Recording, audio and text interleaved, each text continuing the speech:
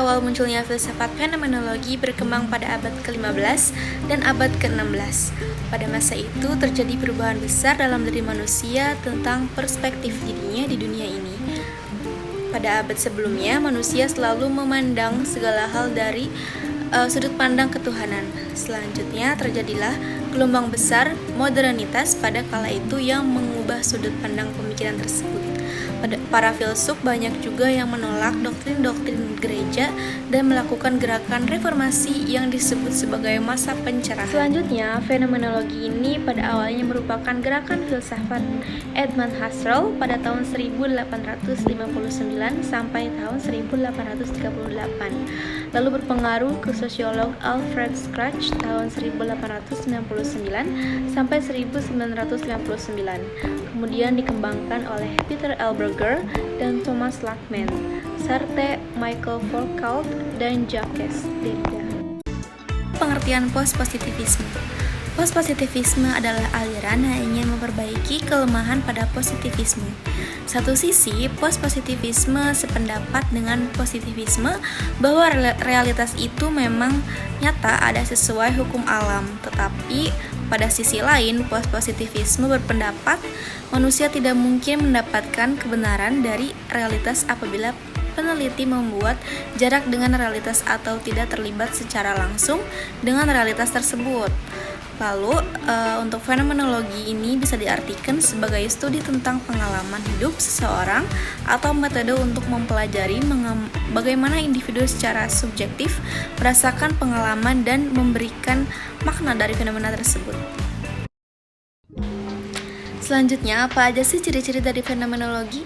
Fenomenologi memperhatikan pada kenyataan yang ada, dalam hal ini kesadaran tentang sesuatu benda secara jelas. Yang kedua, fenomenologi itu memahami arti peristiwa atau kejadian yang terjadi dan berkaitan dengan orang-orang yang berada dalam situasi-situasi tertentu. Lalu selanjutnya, fenomenologi memulai dengan diam, kemudian melanjutkan dengan pendeskripsian secara jelas fenomena yang dialami secara langsung. Lalu yang keempat, fenomenologi cenderung mempercayai perihal adanya bukan hanya dalam arti dunia, kultural, dan natural, tetapi juga adanya objek yang ideal seperti jumlah dan bahkan juga berkenaan dengan kehidupan tentang kesadaran itu sendiri yang dijadikan sebagai bukti dan oleh karenanya harus diketahui. Lalu yang terakhir, fenomenologi bersifat deskriptif, reduksi, esensi, dan intensionalitas. Metodologi atau pendekatan yang post-positivisme fenomenologi gunakan ialah pendekatan kualitatif, di mana pendekatan ini bersandar pada pengumpulan sumber yang sifatnya deskriptif, menggunakan metode yang bersifat induktif dan objektif tentunya, yang nanti hasilnya akan berupa data yang bersifat deskriptif dan dapat dipercaya karena didapat langsung dari objek yang telah diteliti berdasarkan hasil wawancara. Contoh kasus ini diambil dari Jurnal Polokomunikasi Ibu Single Parent. Jurnal ini merupakan sebuah contoh yang sangat konkret dan post-positivisme fenomenologi, karena pada fenomenologi membahas mengenai pengalaman hidup seseorang atau metode yang mempelajari bagaimana individu secara subjektif dapat merasakan pengalaman dan memberikan makna dari fenomena tersebut. Di dalam jurnal ini membahas mengenai pola komunikasi apa saja yang dilakukan oleh seorang ibu single parent. Pola komunikasi yang terjadi juga berasal dari pengalaman yang telah objek penelitian lakukan, sehingga memberikan hasil atau makna mengenai pola-pola apa saja yang telah dilakukan. Di jurnal ini juga terdapat bahasan tentang perbandingan pola komunikasi ibu single parent yang berlatar belakang sebagai pedagang, pekerja kantoran, dan ibu rumah tangga. Ketiga latar belakang yang dimiliki, tentu pola komunikasi akan berbeda-beda, karena pengalaman serta fenomena yang dialami oleh mereka akan berbeda juga. Metode penelitian paradigma yang digunakan dalam jurnal penelitian ini adalah post-positivisme dengan menggunakan metode penelitian fenomenologi, yaitu penelitian yang menerangkan sesuatu dengan mendapatkan gambaran umum dan mendalam dari objek yang ingin kita teliti atau ketahui berdasarkan penampakan-penampakan pada diri objek. Fenomena dalam jurnal penelitian ini adalah permasalahan yang dialami oleh seorang ibu single parent dalam menentukan pola komunikasi manakah yang digunakan untuk membentuk jati diri anaknya pada saat remaja nanti. Baik, Bahasan selanjutnya itu mengenai mengapa menggunakan paradigma post-positivisme. Karena dengan kita menggunakan paradigma post-positivisme, kita mendapatkan data yang konkret, terukur, dan hubungannya bersifat sebab akibat. Paradigma positivisme juga dapat menghasilkan data dari tempat tertentu yang alamiah alias bukan buatan, melainkan pure menggunakan populasi dan metode yang valid. Mengenai populasi. Populasi pada penelitian ini adalah tiap ibu single parents di Surabaya yang menerapkan pola komunikasi pada anaknya. Informan pertama dengan latar belakang sebagai pedagang yang berjualan di rumahnya sebanyak 3 orang. Informan kedua ibu single parents dengan latar belakang sebagai pekerja kantoran sebanyak 2 orang.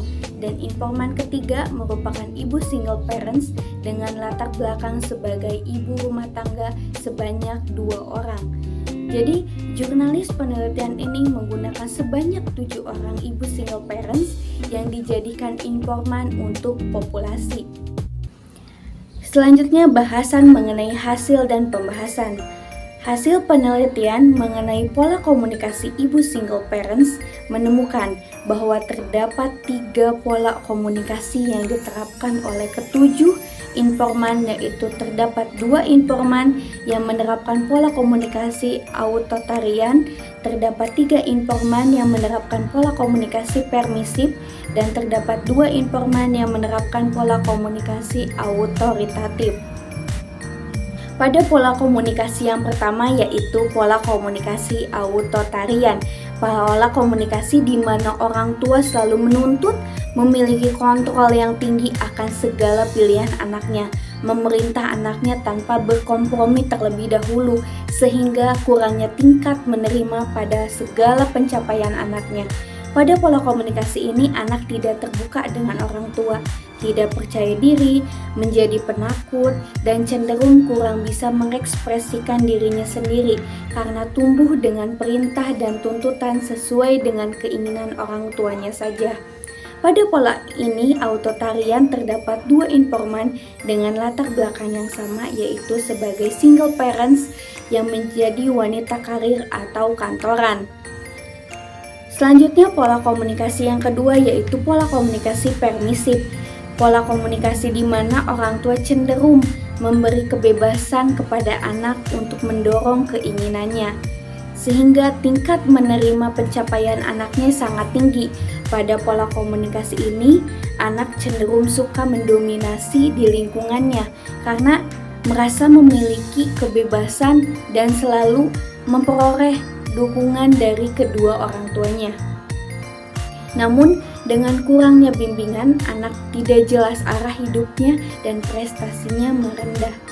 Pada pola komunikasi permisif ini terdapat 2 informan yang memiliki latar belakang sama, yakni single parents dengan status sebagai ibu rumah tangga.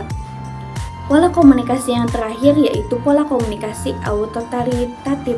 Pada pola komunikasi di mana orang tua memiliki penerimaan dan kontrol yang seimbang terhadap anaknya, bersifat responsif terhadap segala kebutuhan anak dan mendorong anaknya untuk menyatakan pendapat dan memberikan bimbingan terhadap perbuatan yang baik dan buruk.